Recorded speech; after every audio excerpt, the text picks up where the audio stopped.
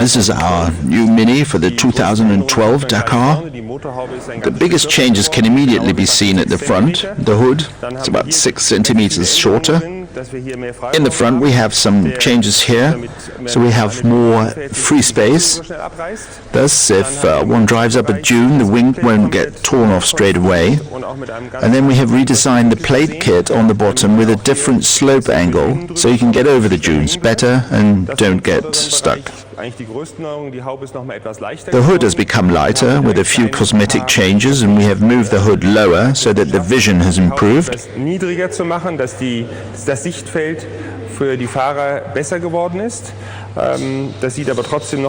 And from outside, these are the first changes that you can see. And the rest is under the bodywork, and I will show you.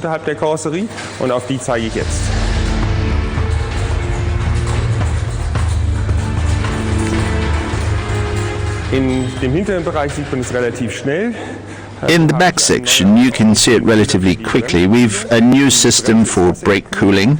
The brakes are water-cooled, and this logically distinguishes this car from all road cars. Behind is the diesel tank with about 400 liters.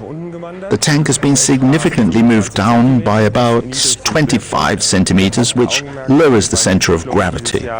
Bei dem Mini darauf gelegt, dass wir den Schwerpunkt nach unten bekommen. Das macht das Handling des Fahrzeuges besser und man kann dadurch besser. Our main focus is in the development of the Mini this year is that we've brought the center of gravity lower, and this makes the handling of the vehicle better, and you can also go faster into corners. When jumping, the car behaves much easier. The particular concept that you see here is the whole vehicle is built in modular design. So all parts can be easily removed. It is very easy to service. Here the mechanics can get anywhere on it, and when the vehicle is in service, the plastic parts are put on again and the vehicle looks like new again.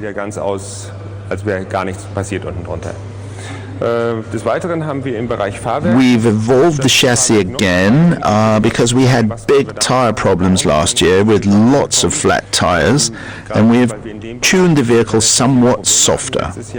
Und dadurch viele Reifenplatte haben wir das Fahrzeug jetzt etwas weicher abgestimmt. Jetzt gehen wir noch mal nach vorne. Here we go to the front.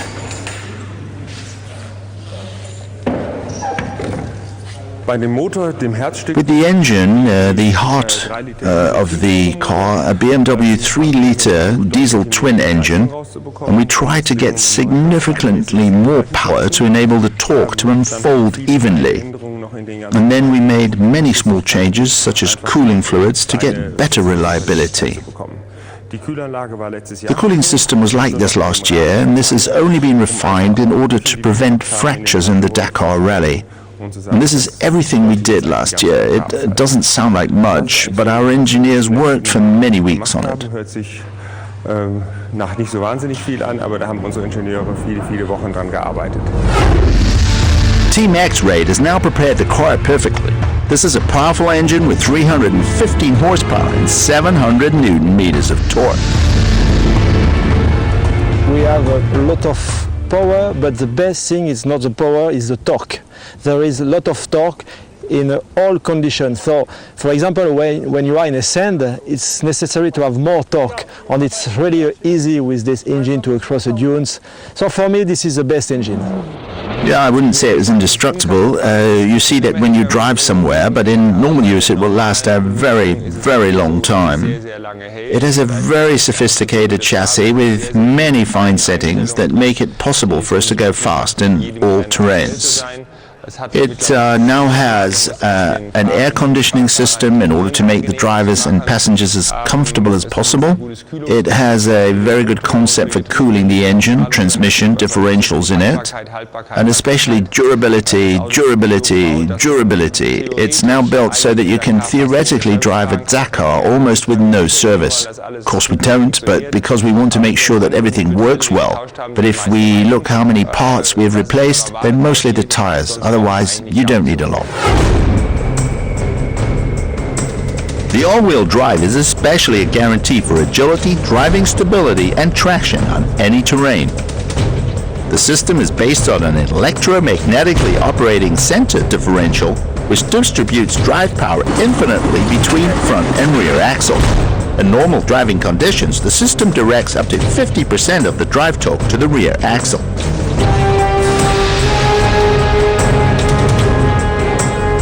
On the pothole gravel roads, 135 km/h already feels like an expedition into the no man's land of physics. A series SUV would probably go on strike with a rollover or material damage even at half the pace. But the Mini lurches, drifts, jumps, and if a terrain edge gets in the way, it moves out strongly from the back.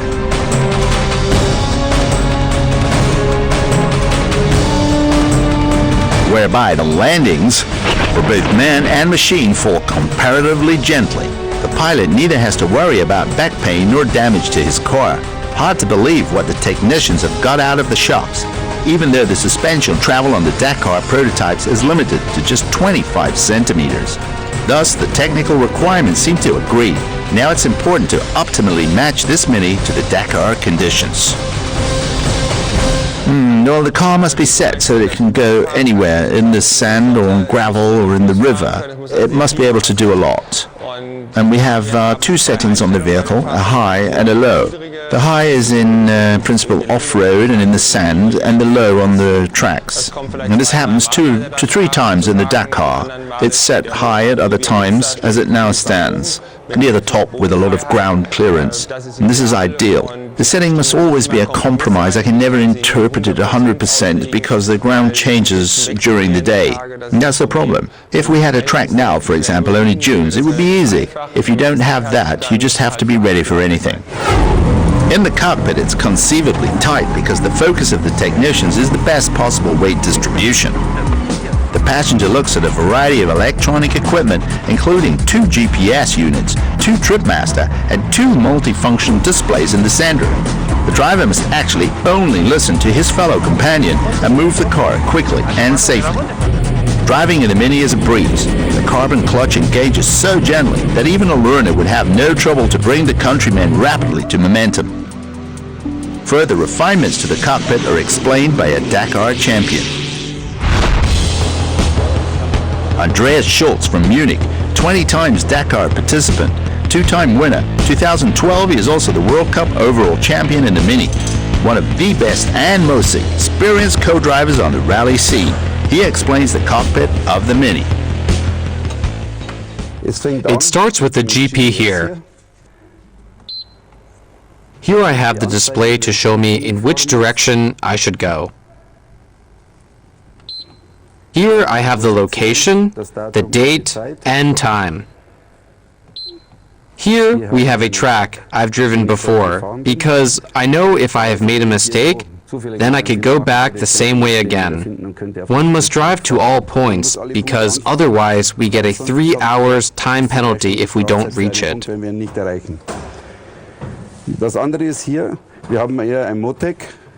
This here is a Motec, because I can read information such as temperature, oil pressure, fuel pressure, how much petrol is still in there, the turbo boost up to all temperature data. Vom Turbo Boost bis zu allen Temperaturen. Then I have a small switch on our radar. When we drive through towns, you can choose 3 settings: radar 30, radar 50, and in the rare case, radar 90. Das ist eine dritte Stellung mit 90. Die ist selten zu benutzen. Here are our backups for all the electrical stuff. They are all labeled.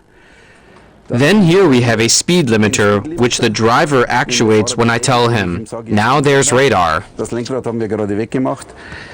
Hier habe ich noch Here I have our voice connections for our helmets with volume control.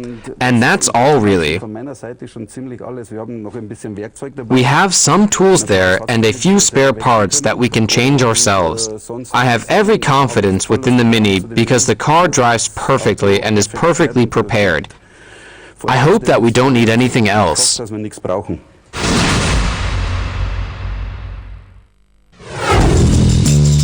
A vineyard in Portugal, In between the Dakar preparation in October and the race in January, X-Ray presents the new Mini to the press. The top drivers around Stefan Peter Hansel give journalists an insight into the technology. They also get the opportunity to experience the Mini as a passenger.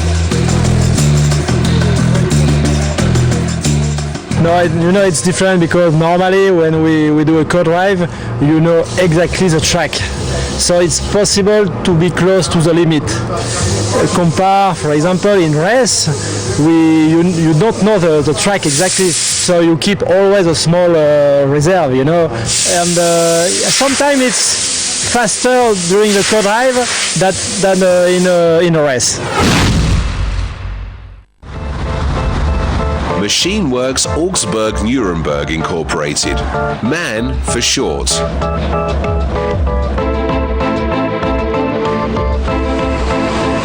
The enterprise has existed for more than 250 years and is among the leading European manufacturers of commercial vehicles, engines and machines. Today, MAN is a leading provider of trucks, buses, turbo machines, diesel motors and marine engines.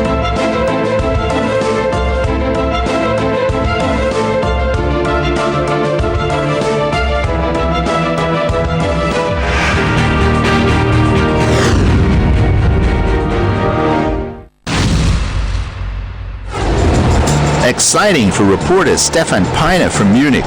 A ride as a passenger with a rally legend. The tall editor barely only gets his long legs into the cockpit. Thrill for one person, for Peter Hansel, another driving test. Full throttle through the vignettes.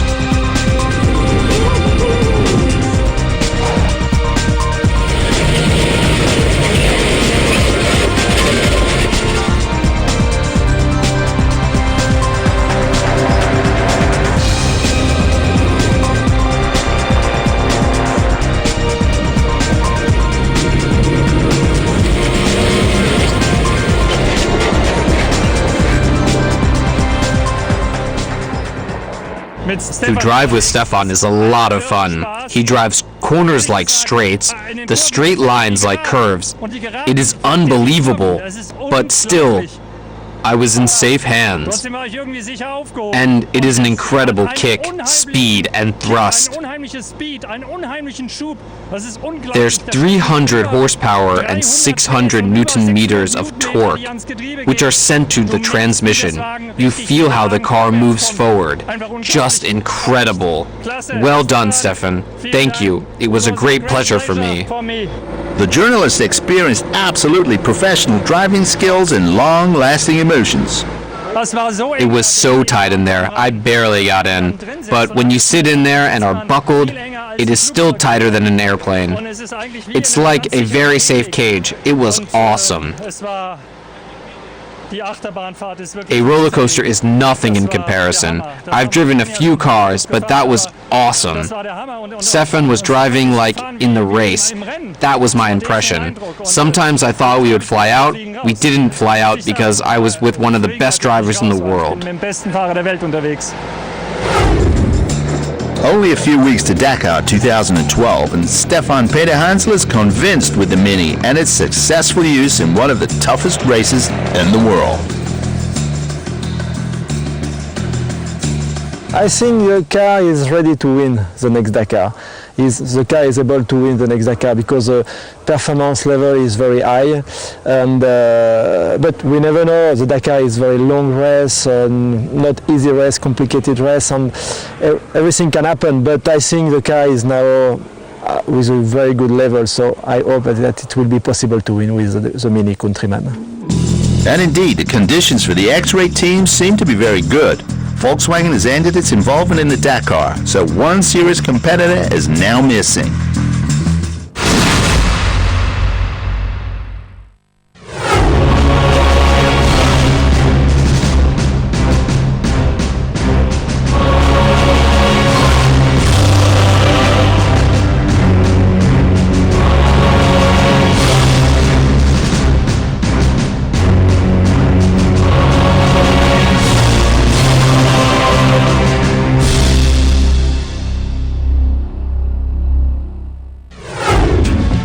2012 Dakar Rally begins in Argentina, passes across the Andes to Chile, and finishes in Lima, Peru.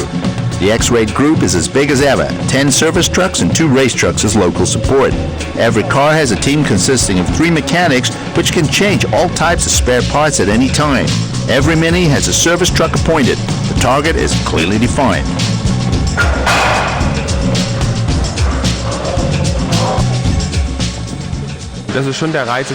Yeah, that's the attraction, to manage it all by yourself, with your own team, own drivers. It's a great challenge there. Now, this is definitely the time that we want to win the 2012 Dakar. Unlike in Africa, there is a huge enthusiasm amongst the spectators in South America. The prelude in Argentina has sand tracks, gravel roads, and in the end, even a few dunes. A really good start for the Minis with first and third places. After the second stage, Peter Hansel takes the lead in the overall standings. Yes, you know, today, yes, the first part of the stage was very fast, the speed was good, but at the end it's okay. After 2 stages, I'm first overall, with not a big advantage, only 2 minutes and a half. It's like nothing for the Dakar, but it's better to be in this position, sure. The opponents of Peter Hansel are the South African Giniel de Villiers in the Toyota, the American Robbie Gordon, who stands out in the 450 horsepower Hummer, not only because of the color of his car and his driving style, as well as last year's winner Nasser Al Attiyah, the full-throttle professional from Qatar, also in a Hummer. One opponent for all is the extensive heat in the cockpit. So inside the car, the temperature is between 50 and 60, and it's really hot. So it's not easy for the body. Today it was okay because the stage was not really long, but it was enough for the second stage. Halftime and rest day in Copiapo, Chile. Finally time to relax and unwind from the stresses of strenuous 4,000 kilometers. In the pits of the X-Rate team, the service team repairs 5 Minis and 3 BMW X3s. The mechanics have 1 day and 2 nights to do this. One reason for the success of X-Rate? The sophisticated logistics and good organization. A look at the service truck which supports Nani Roma's Mini. As you can see in the Dakar organization is half the battle. Anyone looking for parts at night and who isn't organized and tidy loses half the time. On the label you can see what's inside. I'll open up a box here. Front and rear brake pads and discs as well. As you can see, properly marked, packaged well, so that the technicians can quickly find the parts that they need at night. Then we take out yet another, electric Mini, for example. There are also lists on which it states what can be found where and what is in each box. Here is a headphone if the driver loses his headphones in the desert. A replacement battery, we see intercoms. Every part of the car is here at least once, brakes and materials that wears several times. We have now some of the tires on board. We couldn't take all the tires because otherwise we wouldn't have room for the other materials. By halftime, we have the tires from Nani Roma. 8 rows marked in packs of 6 marked with sensors are also fixed. Important to get over the Andes.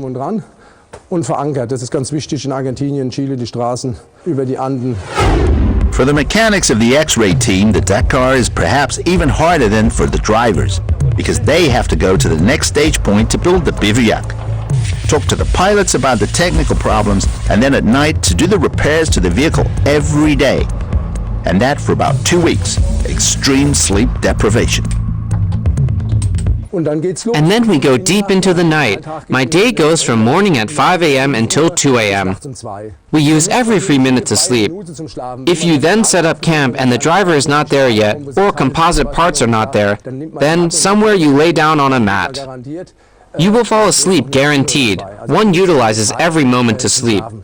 For me, the Dakar, I was inspired by my boss 20 years ago. It is an addiction.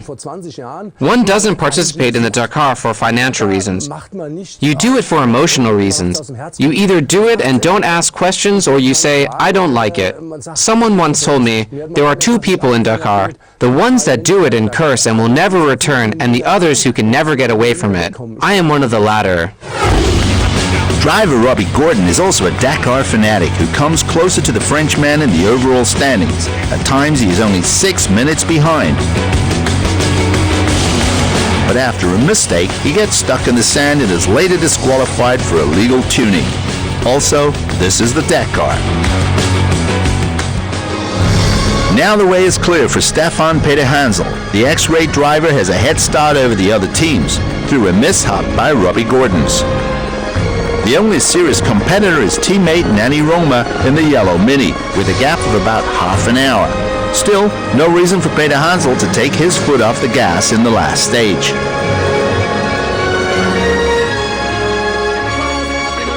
The drive to the finish line for Mr. Dakar. His 10th overall victory is perfect. Again, he writes history. This makes Stefan Peter Hansel the most successful Dakar participant of all time. It's already a great feeling, you know, because it's not working during 15 days, it's working during all the day, 4 days victory. With the Team X-Ray, we did a lot of testing in Morocco, we did a lot of training, we developed a car during all the year, so this is not only 15 days of work, it's 1 year of work, and now this is the main goal is here. We do it, so it's really a fantastic day for me. The results from the perspective of the X-Ray team: 8 stage wins with 4 different drivers. Of these, only 3 stage wins for Mr. Dakar.